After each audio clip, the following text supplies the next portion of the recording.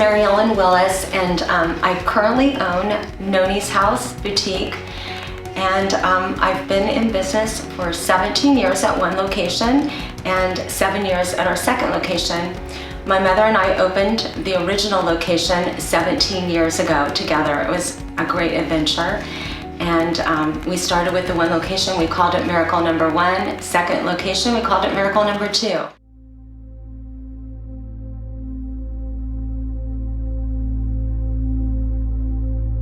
Basically, when we opened, my mom was a widow, and ladies came into our store, and they came in and started visiting with us, having coffee and cookies in our kitchen.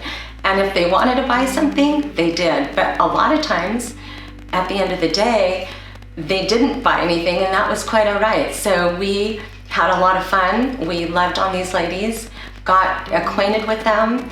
They met us. We had opportunities to invite them to church, to women's luncheons, to serve with us in women's ministries events.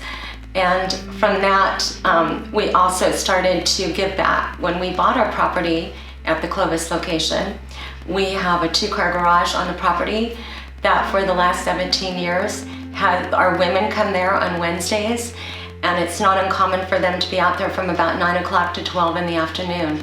And they invite ladies from the church to come and craft for them. So you could call it, they're crafting for Jesus back there. So we've always had the Bibles out. We've had, there's usually devotional materials.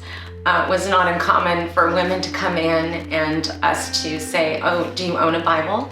And before you know it, my mom was running out to go get them one or give them ours that we had here, or a devotional book, that the latest one that we were reading.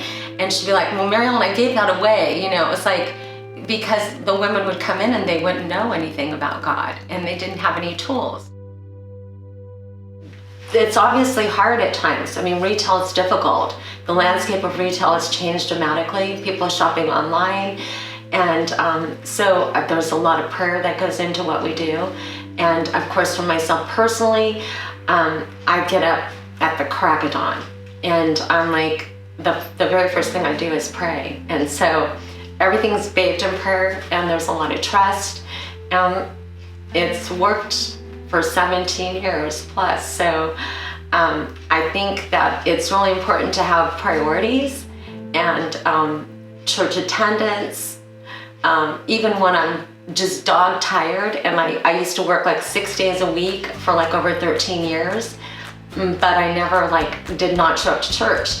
And for those of you out there that know I'm the pastor's wife, it doesn't mean that I could have said I didn't want to go, but I could have taken a Sunday off. But I feel like being in God's house sustains me tremendously.